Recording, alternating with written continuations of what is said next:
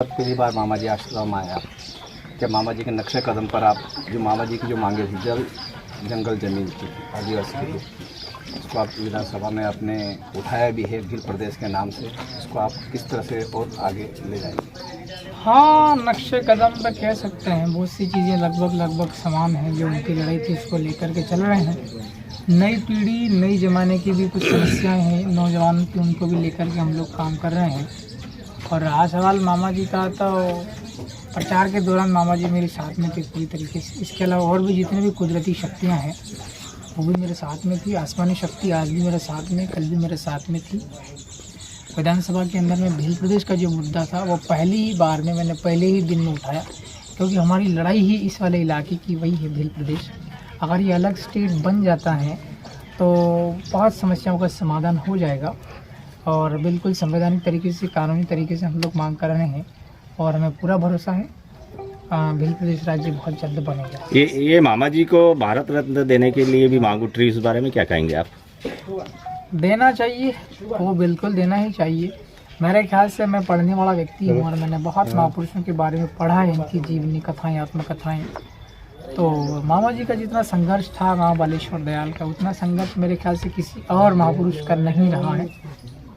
चाहे वो दक्षिण पंथ की राजनीति हो या वाम पंथ की राजनीति हो, उनके इतना संघर्ष किसी और ने नहीं किया है।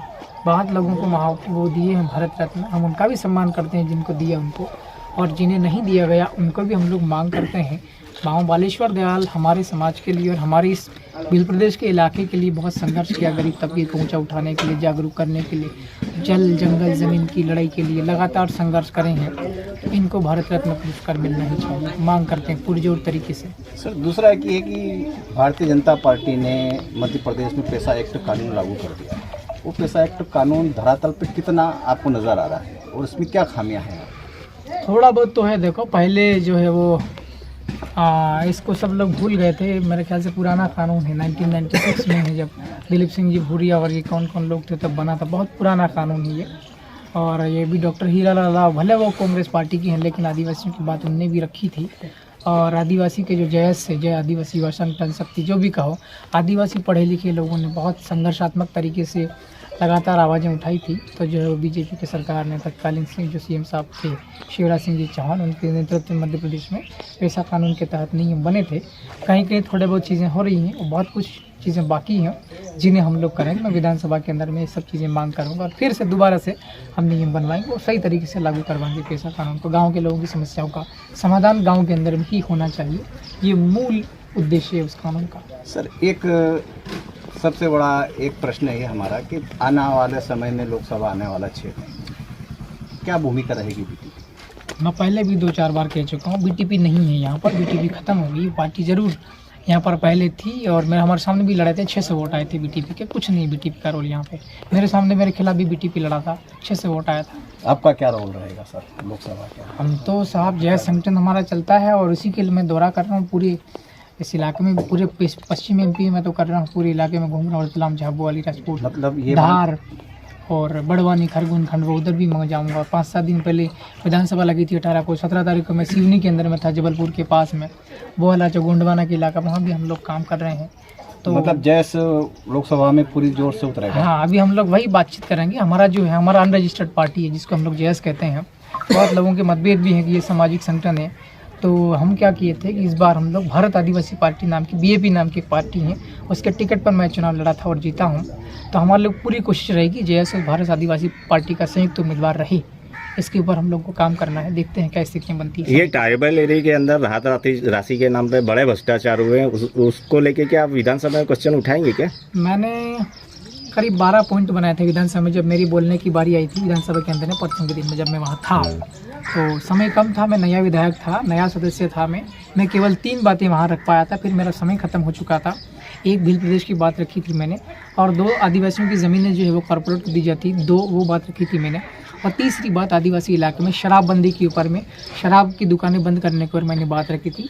और चौथी बात मेरी थी, मैं भ्रष्टाचार के ऊपर बात रखूँ। आदिवासी इलाके के अंदर में जितनी भी जन कल्याणकारी योजनाएं होती, उनका जो भी रुपया रहता, सब राम का पैसा शाम के खाते के नाम से निकाल के खा जाते हैं और काम करते नहीं निर्माण कार्य। और वो जो CC नाम का चीज़ होता, कंप्लीशन सर्टिफिकेट, पूर्णता प्रमाण पत्र वो जारी कर दिया जाता। बहुत बड़े स्तर पर आदिवासी इलाके में बदमाशी की जाती है, जिसको भ्रष्टाचार कहते हैं आपकी भाषा में। इसके ऊपर भी हम लोग काम करेंगे भ्रष्टाचार खत्म करने के लिए। विधानसभा के अंदर भी आवाज़ उठाने वाला था, समय नहीं मिला, अगली बार जरूर भ्रष्टाचार के ऊपर आवाज़ उठाई जाएगी। सर, चुनाव के पूर्व आप पर कुछ गंभीर आरोप लगे थे, तो वो क्या राजनीतिक दांवपेच थे? कौन से आरोप बताएंगे आप पर जैसे कि बलात्कार के आरोप लगे थे, उस पर क्या कहना है? आप मुझे 1 घंटे के लिए मुख्यमंत्री बना दो, मैं 1 घंटे के अंदर तुम जिसको बोलो उसको मैं उस आरोप के अंदर में बंद कर सकता हूँ। या राजनीतिक दुर्भावना के साथ में कोई भी आदमी किसी भी प्रकार की हरकतें कर सकता है, यहाँ हत्याएं तक हो जाती है। मैं मालिक का बंदा हूँ, मेरा कुछ नहीं बिगड़ता है। जो लोग मेरे खिलाफ साजिश और षड्यंत्र रचते हैं, उनका नुकसान होना तय है। माँ बालेश्वर की प्रतिमा के आगे मैं खड़ा होकर के बोल रहा हूँ, एक शक्ति है जिसको ईश्वरीय कुदरती शक्ति कहते हैं, सबका मालिक एक है, दुनिया को बनाने वाला एक है, वो छोड़ेगा नहीं जो मेरा बुरा सोचता है वो। सर, आदिवासी समाज पूरा जितना MP का ट्राइबल इलाके का आपकी तरफ काफ़ी अच्छी नज़रों से देख रहा है। कुछ उनका हित हो, समाज को और अच्छी सरकार की तरफ से कुछ ऐसी और राहत राशि मिले या अच्छे काम मिले, जैसे रोज़गार हैं, बेरोज़गारी काफ़ी पलायन होता है जहाँ वो ट्राइबल डिस्ट्रिक्टों से, इसके लिए आप क्या करेंगे? पलायन रुके, इसके लिए क्या करेंगे? पलायन रुकने के ऊपर काम मैंने चालू कर दिया। मेरे इलाके में गांव के लोगों को गांव में ही रहने की व्यवस्था हो जाए, गांव के लोगों को गांव में ही कुछ आजीविका का साधन मिल जाए, खेती बाड़ी ठीक ठाक हो जाएगी साहब। अभी हम मीटिंग लेकर के आए हैं, पलायन कैसे रुके। हर खेत तक पानी अगर पहुंच जाएगा सिंचाई करने